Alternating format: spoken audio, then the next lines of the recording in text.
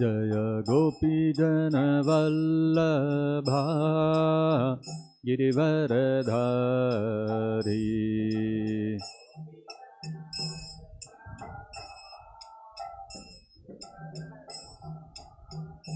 जय गोपी जन वल्लभा गिरिवरधारी।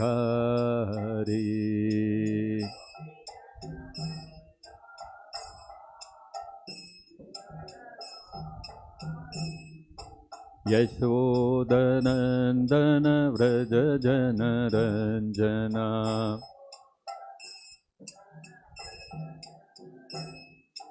यशोदनन्दन व्रज जनरञ्जना।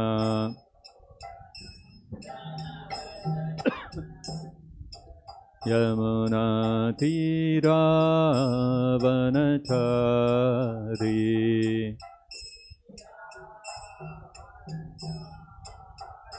यमुनातीरावनचारी।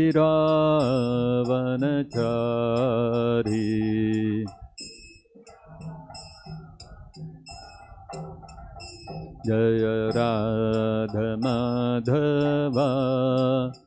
कुंज विहारी।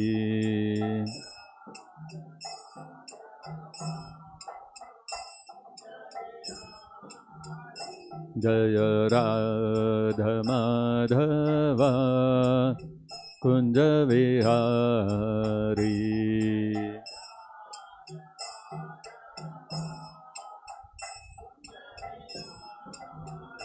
जय गोपी जन वल्लभा गिरिवरधारी।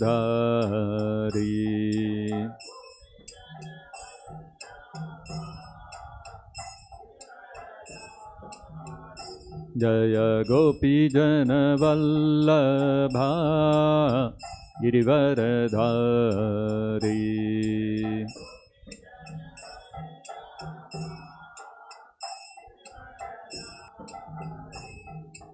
यशोदनन्दन व्रज जनरञ्जना।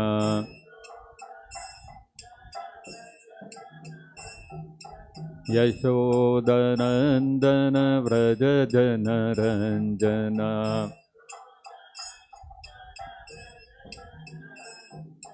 यमुनातीरावनचारी।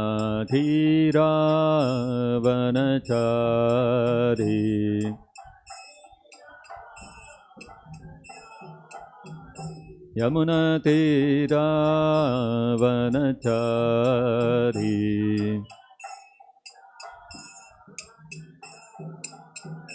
जय राधमाधवा कुंज विहारी।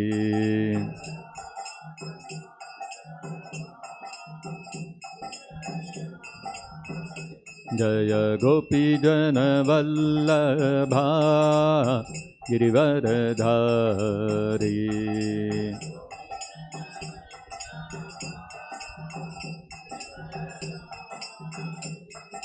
यशोदनन्दन व्रज जनरञ्जना।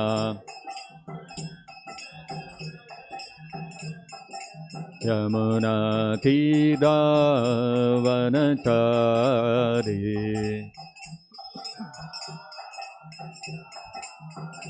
यमुनातीरावनचारी।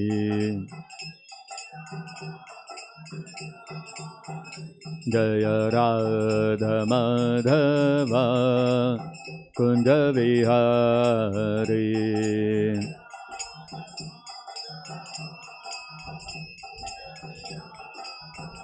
जय राधमाधवा कुंज विहारी।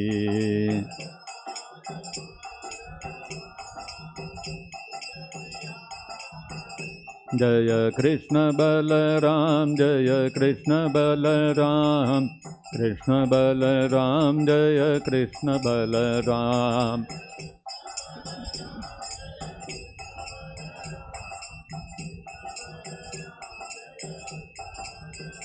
जय गौरनिताय जय Gaur Nitai.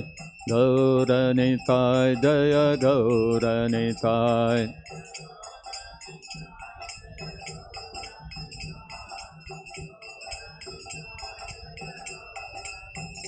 Jaya Jaya Prabhupada Prabhupada Prabhupada Prabhupada.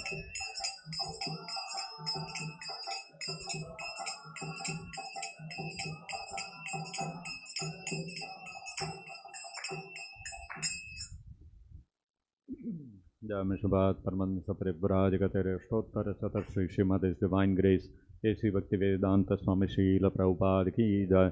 Jai Mishabhat Paramansa Parivrajagatare Shtottara Satar Shri Srimad His Divine Grace Srila Bhakti Siddhanta Saraswati Goswami Maharaj Ki Jai. Ananta Koti Vaishnava Vrinda Ki Jai. Prem se kaho Shri Krishna Chaitanya Prabhu Nityananda Shri Advaita Gadadhara Sivasadi Gaura Bhakta Vrinda Ki Jai. Grantharaj Srimad-Bhagavatam Ki Jai. Shri Shri Krishna Balaram Ki Jai. Shri Shri Gaur Nitai Ki Jai. Hare Krishna Mahamantra Ki Jai. Jagat Guru Srila Prabhupada Ki Jai. Nitai Gaur Premanande Hari Hari Bol.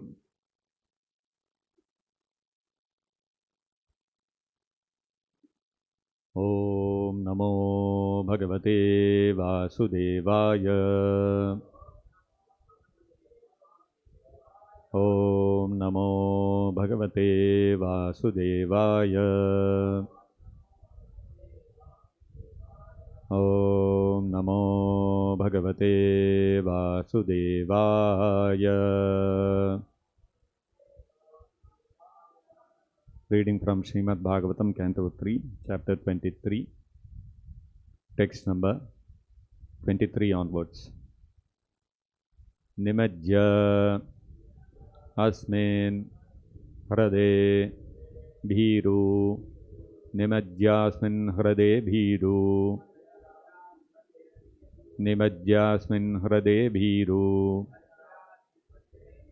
Vimanam Idam Aruha.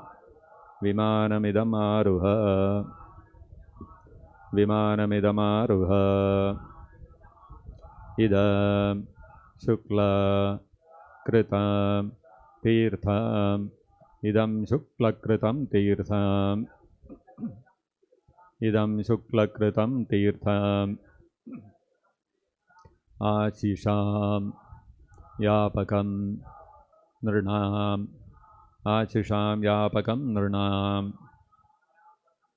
Ashisham Yapakam Nirnam. Nimajyasmin Hrade Bhiru.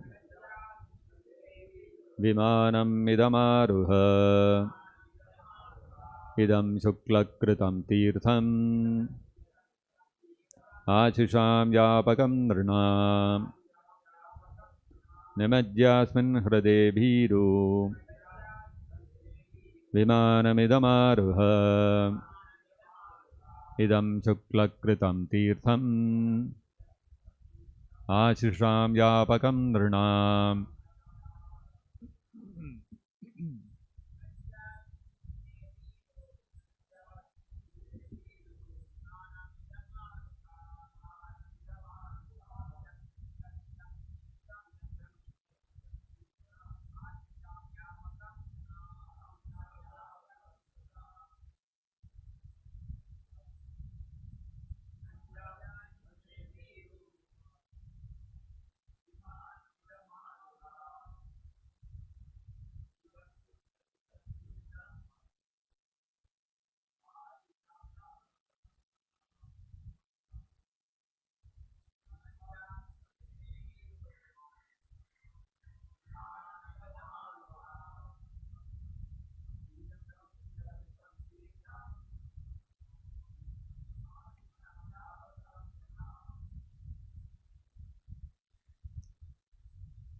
Nimajya, after bathing, Asmin, in this, Hrade, in the lake, Bhiru, O fearful one, Vimanam, airplane, Idam, this, Aruha, ascend, Idam, this, Shuklakritam, created by Lord Vishnu, Tirtham, sacred lake, Ashisham, the desires, Yapakam, bestowing, Nirnam, of human beings, Translation and purport by His Divine Grace Srila Prabhupada.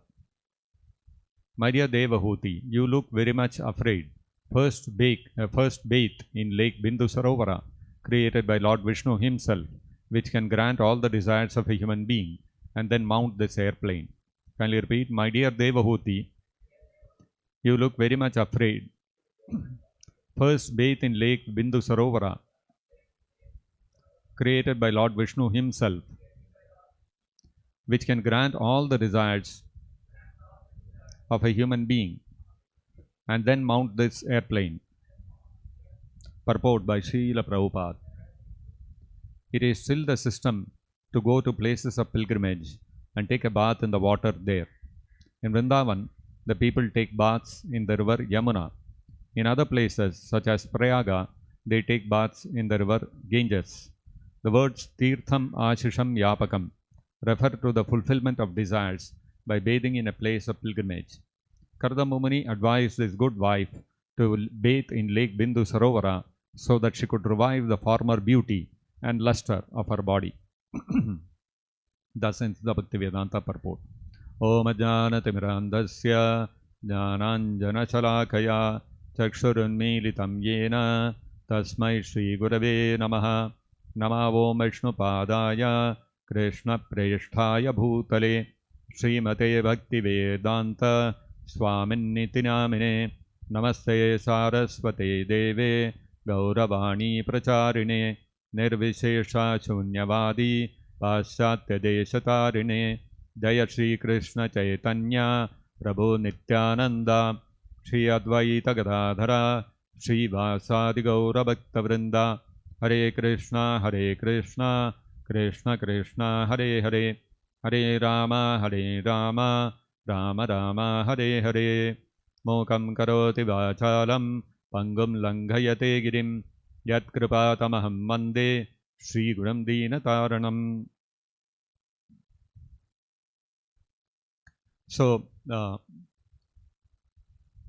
Devahuti, having seen the wonderful palace created by her husband Kardamumuni, for the sake of their engaging in activities in their associating as husband and wife for procreating, for producing good children, she was not so happy when she saw the opulent palace which her husband had created, because she had lost all her former beauty, and she was dressed in very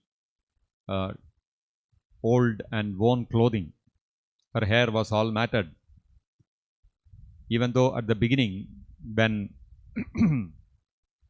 she was a young princess in the house of her father Manu, her beauty was so famous that even one of the Gandharvas, when he had seen Devahuti playing on the terrace of her palace, he had become stunned by her beauty. So Devahuti was naturally very beautiful, but then so many years of austerity, tapasya, living in the hermitage without taking any proper care of her body, she had become thin, her hair had all become matted, her face had become shrunk, and so like this, she had lost all her former beauty. And in that condition, when she saw such an opulent palace, she knew that she would be a misfit there. Naturally, when you go to a palace, if you are meeting the queen or the princess living in the palace, you expect to see somebody who is very opulently dressed, somebody who is very good looking, beautiful, etc.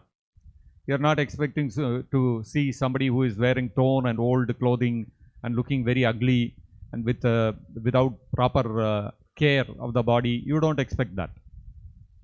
So it is not matching the scenario, the environments. Devahuti also, she felt that the opulence of the palace created by Kardamumuni was a little too much. It was beyond what she had expected. She had only told her husband that to create a proper facility so that we can both engage in activities as a husband and wife for procreating, for producing children. She thought her husband will he'll build some good house where they'll have some privacy to engage in their affairs. Otherwise, the hermitage, thatched cottage, there was no privacy. It was not suitable for the activities of a husband and wife. But here, Kardama Muni built something unparalleled, something beyond the imagination of even the demigods. So this opulence was far beyond what Devahuti had imagined, and she felt that she would be a misfit in this kind of opulent surroundings, and so she was not so pleased by seeing that opulent palace, that opulent aeroplane. So then, seeing her face, Kardama Muni is advising her here, don't worry, don't be afraid. You take bath in this Bindu Sarovara, which is created by Lord Vishnu himself, and which can fulfill all the desires of every living entity. And this Bindu Sarovara, of course, this Bindu Sarovara, they say it is existing even today near Ahmedabad, about I think 40-50 kilometers from Ahmedabad, where even if we go even today, there is the Bindu Sarovara, there is a small pond, and there are the temples of Kapila Muni, Devahuti and all. So it is said to be the same Bindu Sarovara where Kardama Muni and Devahuti were there, and where Kapila Muni instructed his mother Devahuti. Later, of course, Kapila Muni, after instructing his mother in spiritual subject matter, Kapila Dev went to Vrindavan. So from Ahmedabad, he travelled all the way to Vrindavan, and he did tapasya there. So one of the vanas in in Vraja, when we visit there, there is the Kapila Tirtha. There is one Kunda, which is said to be the place where Kapila Muni meditated, and even now there is a small temple of Kapila Dev also there. So this lake, Bindu Sarovara, was created by Lord Vishnu himself, and it is said here, anybody who bathes in this lake Bindu Sarovara, the lake, all their desires can be fulfilled. And Lord Vishnu is referred to here as Shukla. Idam Suklakaram Tirtham. Shuklakritam Tirtham. This Tirtha, this Bindu Sarovara, has been created by Shukla. Shukla means Lord Vishnu. Why is Lord Vishnu being referred to as Shukla? Shukla means white or spotless. In the Srimad-Bhagavatam, in the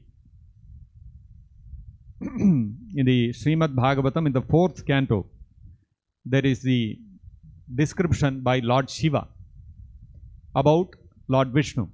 He says, Lord Shiva says, Sattvam Vishuddham Vasudeva Shabditam Yad Iyate Tatra Puman Apavrataha Satvecha Tasmin Bhagavan Vasudevo Hi Adokshajo Me Namasa Vidhiyate. So Lord Shiva is saying that Sattvam Vishuddham Vasudeva Shabditam, the pure transcendental consciousness, Sattvam Vishuddham. In this material world, there are 3 gunas, Sattoguna, Rajoguna and Tamoguna. And all these 3 gunas are part of material nature, Prakriti. They are part of Krishna's inferior energy. And this inferior energy of Krishna, called Maya Shakti, Mahamaya, is controlling the entire manifestation, controlling all the living entities through the 3 modes of material nature, through Sattoguna, Rajoguna and Tamoguna. Every person's body, gross body as well as subtle body, is influenced by these 3 modes of material nature, which impel that living entity to act in a particular way. The choices that that person makes, his likes, his dislikes, his priorities in life, what are his inclinations, propensities, all those things are determined by the 3 modes of material nature. However, these 3 modes of material nature controlled the subtle body, the mind, intelligence and the false ego, which constitute the subtle body of the living entity.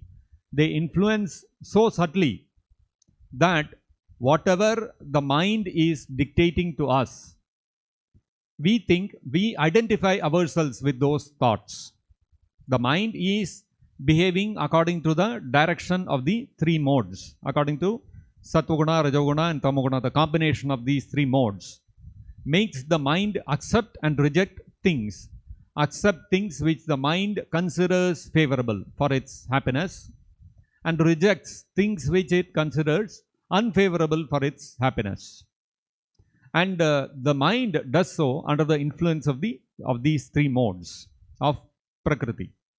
Now, the mind, because we have identified ourselves with this body, this gross body and subtle body, whatever the mind is dictating to us, we think that this is my desire, this is what I like, this is what I dislike, these are my priorities in life. We become possessive about those thoughts, thinking that these are mine. But in reality, all our thoughts, feelings and propensities, all of them are actually a product of the influence of the combination of the three modes of material nature upon our mind. Now, beyond this, beyond the three modes of material nature, which are manifested by Prakriti to control the living entities in this material world, the transcendental spiritual world is predominated by only one guna. There is only one guna, in one quality, which controls the living entities in the spiritual world. And that spiritual world is controlled by a single guna, which is transcendental. Transcendental means it is beyond the influence of the three modes of material nature, which are tangible, which are perceptible in this material world. Now, the point is that the living entities are always controlled. The living entities are never the controllers. They are always the controlled. They are always the predominated. So, the living entities can place themselves under the control of either the three modes of material nature within this world, consisting of Sattva-guna, Rajoguna and Tamoguna, or they can place themselves under the control of the transcendental guna, the transcendental quality which exists in the spiritual world. The influence of the three modes of material nature within this material world is to cover the knowledge of the living entity. What knowledge? Knowledge that I am not this body, I am a spirit soul, I am different from matter. That knowledge is covered by the function of the three modes of material nature. Now, the transcendental quality which is existing in the spiritual world, that the function of that is exactly the opposite. Its function is to uncover the knowledge of the living entity. Who I am. I am a spirit soul. Not only am I a spirit soul, I am part and parcel of the Supreme Personality of Godhead. And who is that Supreme Personality of Godhead? It is Krishna. And because I am part and parcel of Krishna, I have to render devotional service to him. So this uncovering of this Sambandha, Abhideya and Prayojana, the relationship that the living entity eternally possesses with the Supreme Lord, the activities that one has to engage in that relationship, because any relationship between two individuals means there has to be activity. There cannot be a relationship without any activity. So activities in that relationship and prayojana, the ultimate result that one is going to gain from those activities in that relationship. So the influence of the transcendental quality of the spiritual world is to uncover the Sambandha, Abhideya and Prayojana of the living entity in the spiritual world. That transcendental quality which exists in the spiritual world, which controls the nature of the living entity. The nature of the living entity is the nature of the conditioned souls in the material world is controlled by the Trigunas, which are existing within this material world. Whereas the transcendental quality which controls the nature of the living entities in the spiritual world is called Vishuddha Sattva. So that is Vishuddha Sattva, because Sattva within this material world, Sattva-guna within this material world is never Shuddha. It is never pure. You will not find anybody who is situated solely in Sattva-guna. It will always be mixed with some element of Rajoguna and Tamoguna, no matter how spiritually advanced we are. The only advantage of being situated in a higher percentage of Sattva-guna is that we can understand that I am not the body, I am spirit soul.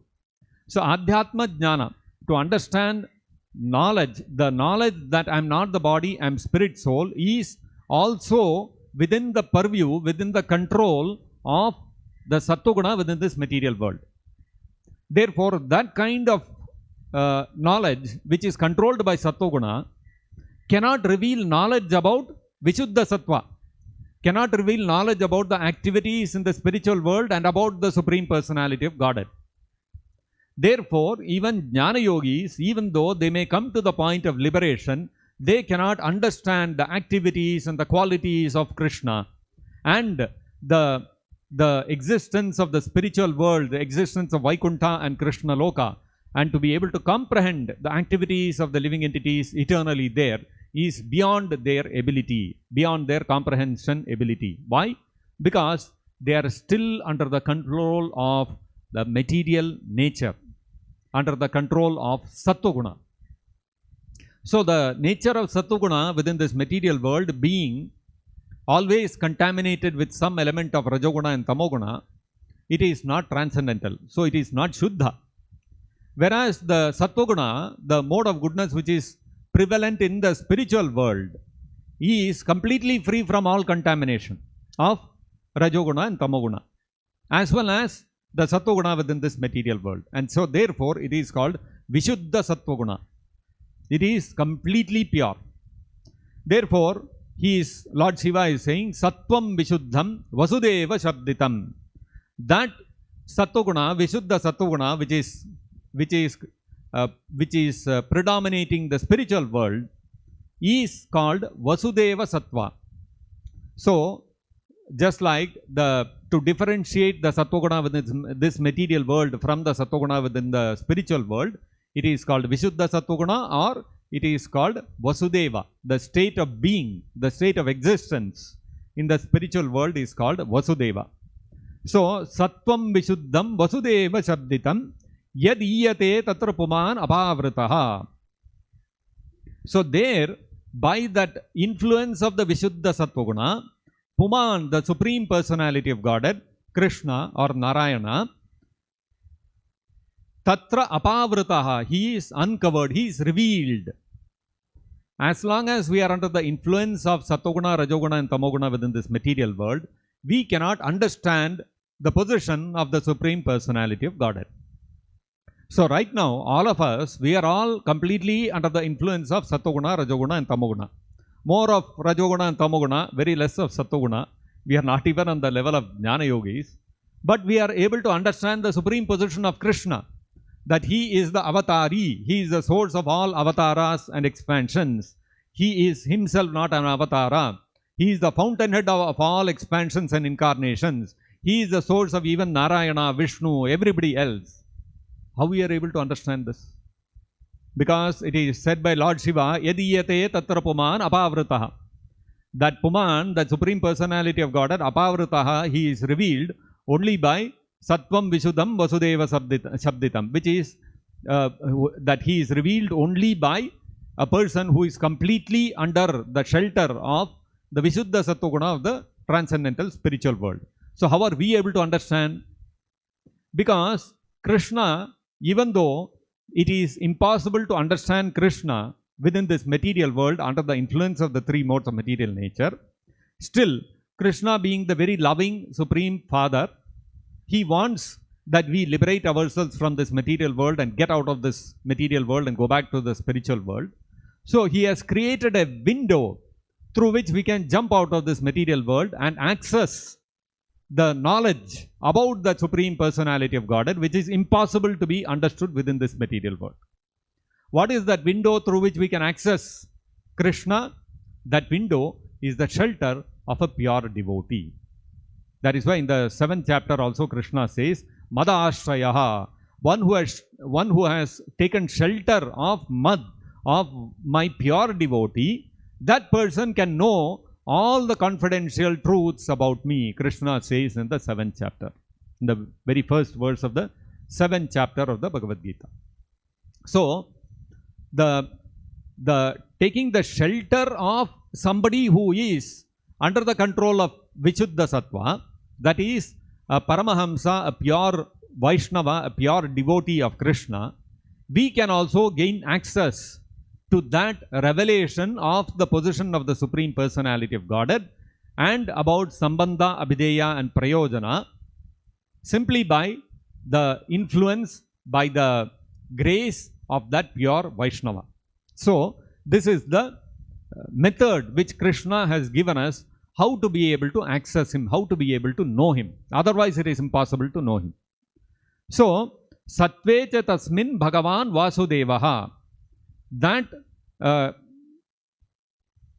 that Krishna consciousness is Sattvecha tasmin Bhagavan Vasudevaha. When one is situated in that Vishuddha Sattva, then Bhagavan Vasudeva, he Adhokshajaha. Adhokshaja means that Vasudeva, Krishna, who appears as the son of Vasudeva within this material world, he is Adhokshaja, he is beyond the perception of our material senses. We cannot perceive him with our eyes and ears and all that.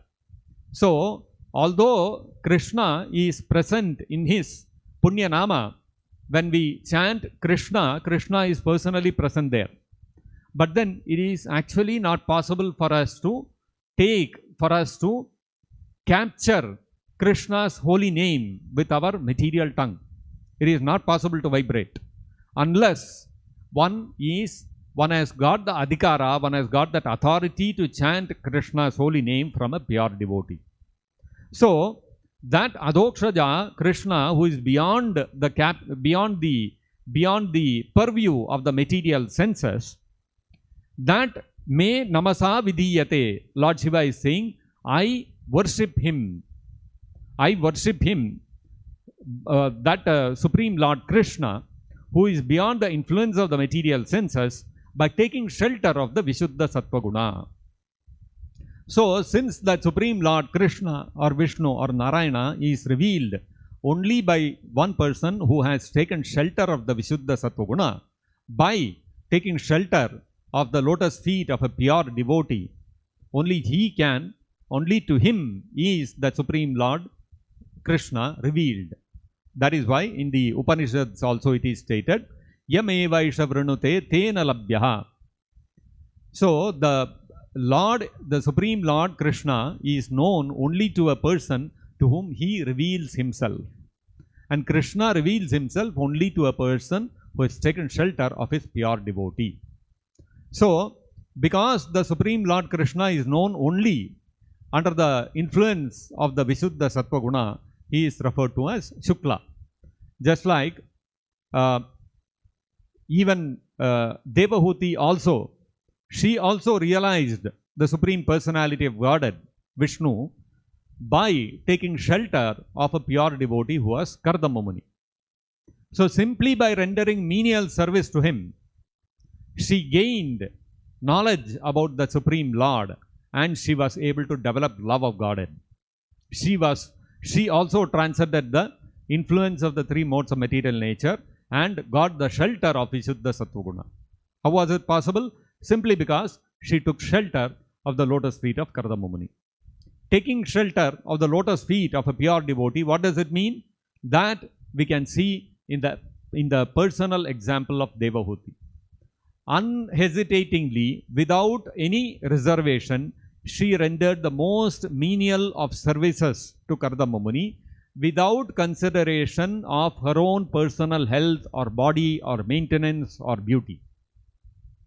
This is the standard of shelter of a pure devotee. This is the standard of serving a pure devotee. One must keep aside all personal considerations. One must not think, oh, if I completely dedicate myself to the service of a pure devotee of the spiritual master, then what will happen to my maintenance? What will happen to my future? What will happen to me in my old age? Who will take care of me? What will I eat? Where will I eat? Where will I have shelter? Where will I sleep? One doesn't have to bother about all these things. When a person, without all these considerations, he, without any reservation, unhesitatingly, when he takes up the mission of the spiritual master and renders the most menial of services, whatever is service is allocated to him by his spiritual master, then all the transcendental knowledge is revealed in his heart. So, one has to have faith in the spiritual master. Just like we all know about the wonderful pastime of Mrigari. Narada Muni, once he was going to Prayag. He was going on a pilgrimage. Of course, there is no necessity for Narada Muni to go on pilgrimage, but his nature is that everywhere he keeps roaming around, wandering. He will go to all the holy places and he will keep chanting the holy names of Krishna and making devotees. So, naturally, when he was going along a path which was leading through the jungles. And when he was walking along, he saw one small rabbit or some animal like that, which had been struck by the arrow of a hunter. And the way the hunter had struck the arrow on that poor animal was such that the animal did not die. It was half dead and it was struggling. It was writhing in pain. And slowly its life was ebbing away. When Narada Muni saw this, naturally he is a pure devotee, compassion awakened in his heart, and he felt, what is this animal, who has put this animal to so much suffering? So by his transcendental potency, he revived that animal and set it free. Then he continued chanting the holy name of Krishna, walked a little further, he found a small bird. That bird also half killed, and it was writhing in pain, and slowly it was dying. Narada Muni liberated that also. Then he was thinking, who is doing all this? I want to see who is that person who is doing this. So he started searching who is the guy who is doing this, and he came to a small thicket, a small set of bushes. And he found one hunter, and he was having a bow and arrow, and he was hiding in the bushes and taking careful aim at another animal, a deer or some other animal like that. The moment Narada Muni saw that, he approached him, and Narada Muni, this man was hiding without making a noise. He has to be very careful, because the slightest of hint that the animal gets that the hunter is there, he will run away. But Narada Muni, he had no such consideration. He walked up coolly, and the animals sensed immediately that somebody is coming, and they all ran away. And the hunter saw, hey, my prey is running away. And then he said, what happened, what happened? He turned around and he looked, and he became very angry. Arey, what is this? I'm hunting my livelihood. It is my livelihood, and this sadhu has come here, and the animal, he has frightened away all the animals. So he became very angry, and he turned around, ready to chastise whoever had come. But the moment he saw Narada Muni, radiant, effulgent, and radiating Vishuddha Sattva Guna, what happened is he understood this is not an ordinary personality. So he became very respectful. And he told Narada Muni, oh, looks like you are some great rishi, but looks like you have lost your way. This is not the normal path. I'll show you the path. You please take the path and go wherever you want. So looks like you have lost yourself. Come, I'll show you the path. So he became a little respectful. He thought by mistake the sadhu must have come here. Narada Muni said, no, I did not lose my path. I came looking for you only. So Mrigari was like, why? Me? I don't even know you. Who are you? Why are you looking for me?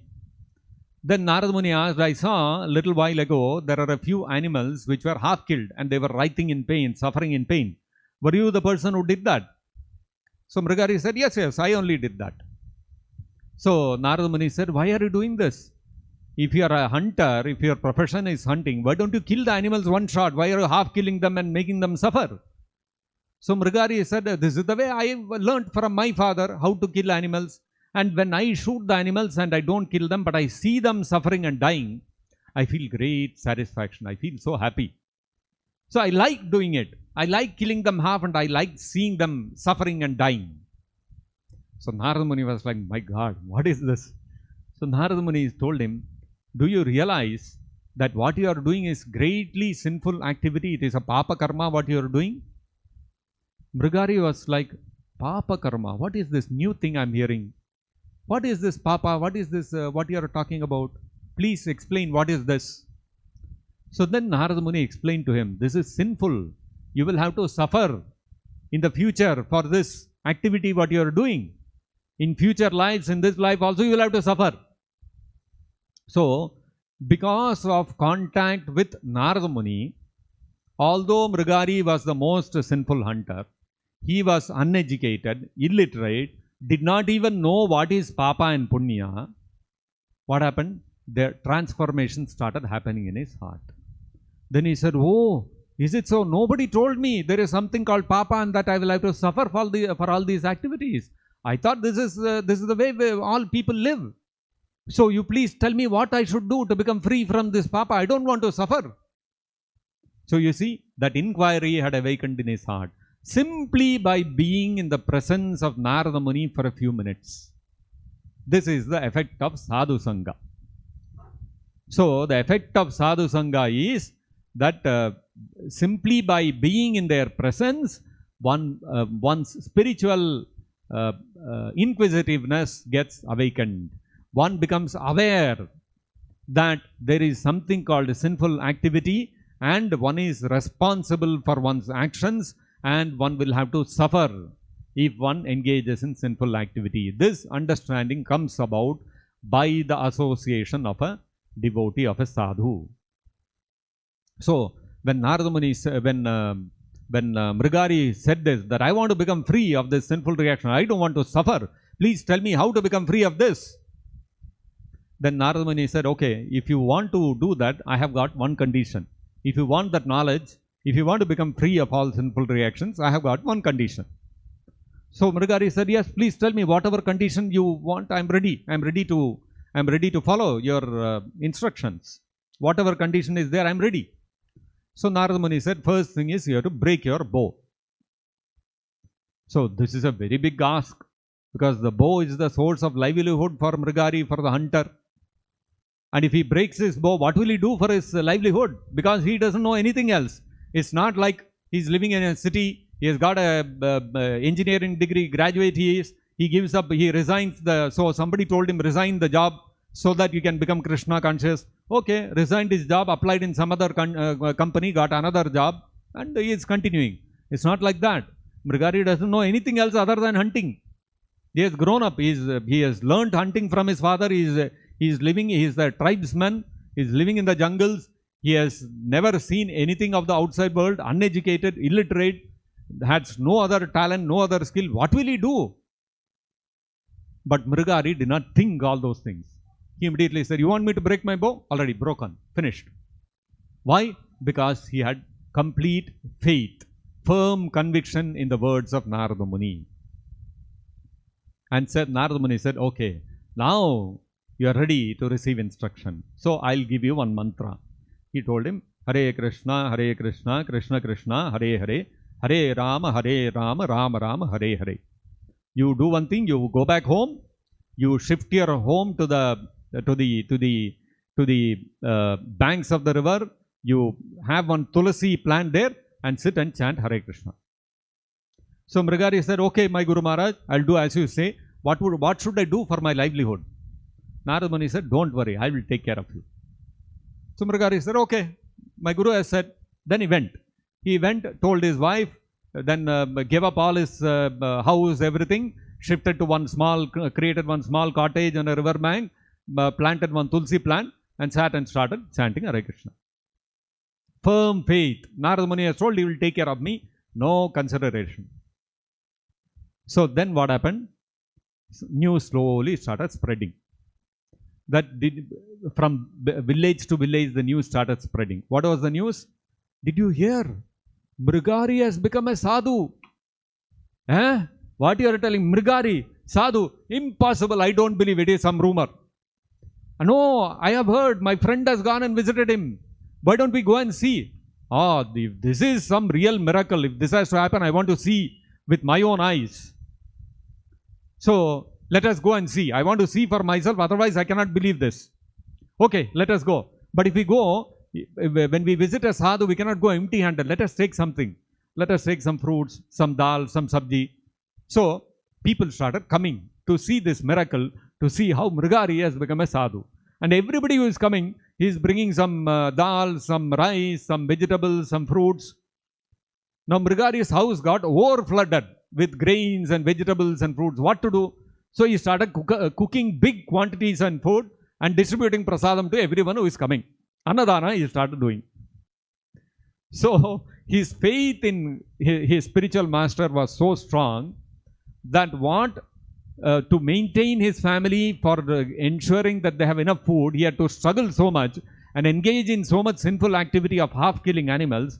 Now without doing anything, simply sitting in front of Tulsi Maharani and chanting Hare Krishna, so much grains and food was coming, so that he was feeding his own family and he was feeding everybody else who was coming. So you can see the opulence that he gained simply by having faith in his spiritual master. So this kind of faith, if somebody has in the spiritual master, then spiritual master will take care of everything of his maintenance, and to such a person, the truth about Krishna, the Supreme Personality of Godhead, will be revealed in his heart. So this is a very wonderful, instructive example.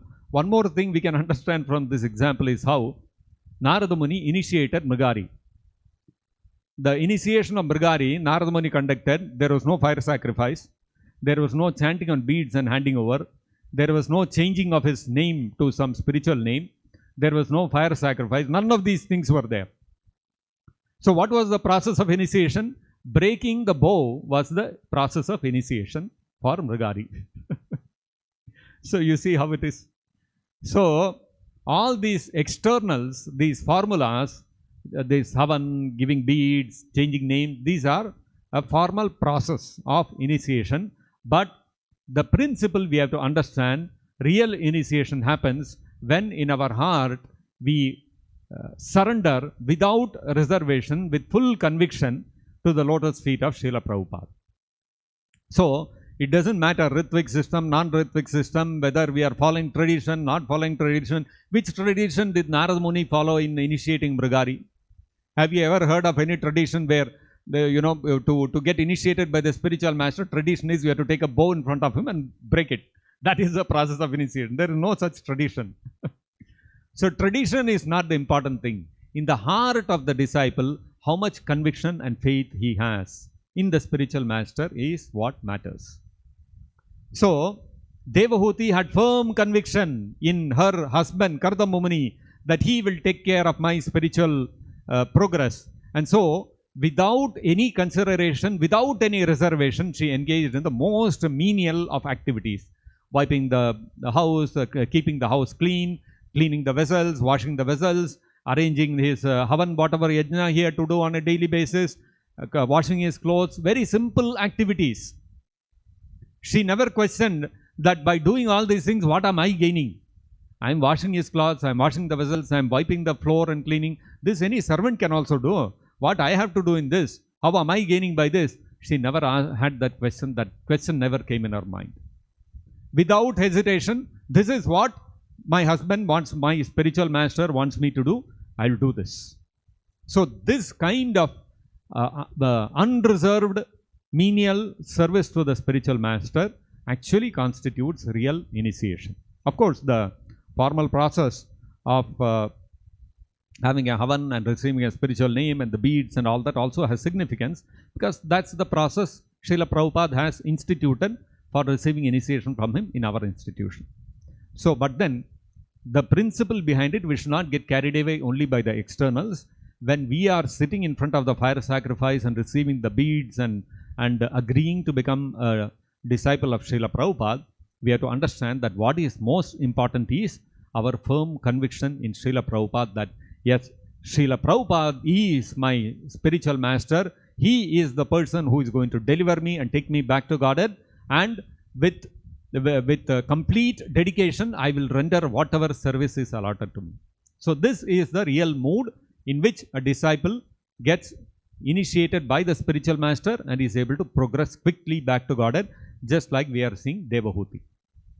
Actually, Krishna says in the Bhagavad-gita, Bhunam Janmanamante Janavan Mam Prapadyate Vasudeva Sarvamiti Samahatma Sudurlabha.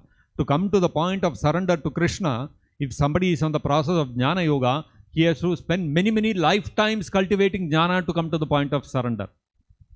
But you look at Devahuti, she did not undergo many lifetimes of cultivating Jnana. Bahunam Janmanam Ante Jnanavan. She did not, she was not a Jnani, she was not cultivating Jnana for many lifetimes. Within a few years of service to her husband, she also got love of God.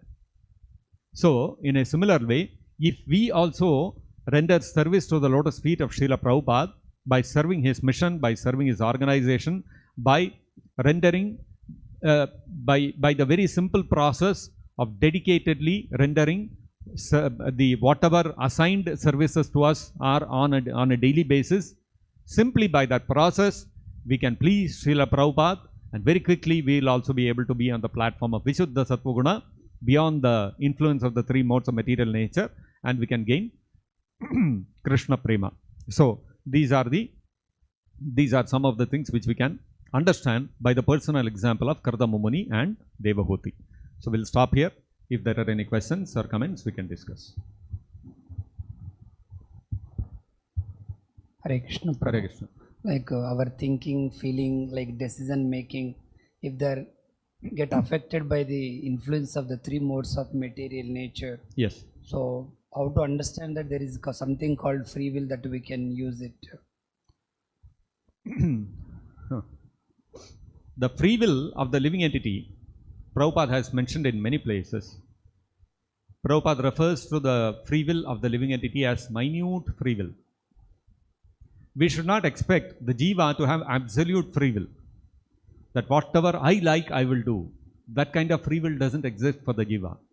The absolute free will exists only with Krishna. Krishna can do whatever he wants. That is called absolute free will. That exists only with Krishna. The jiva has minute free will. What is that minute free will that the jiva has? The minute free will that the jiva has is to only choose whether I want to serve Krishna or I want to be independent of him. I want to try to be independent of him. We cannot be independent of Krishna. But that is the only free will that the jiva can exercise. And the moment we make that choice, the moment I make the choice, I want to be independent of Krishna, immediately I come under the control of the three modes of material nature. Over. Free will is finished there. The moment even under the control of the three modes of material nature, still the jiva has the free will to decide, no, I have had enough of this material nature, I want to surrender to Krishna and go back to Godhead. That free will the jiva has. The moment the jiva utilizes that free will and decides, enough, no more of serving Maya, I want to serve Krishna, then what happens? Immediately he is put under the control of Yoga Maya. And then Yoga Maya will start controlling our natures and propensities in such a way that we will be able to please Krishna in the way whatever Krishna wants us to please him. So, therefore, we can understand that our free will to serve Krishna, our free will, the jiva's free will, is only to decide whether to serve Krishna or not.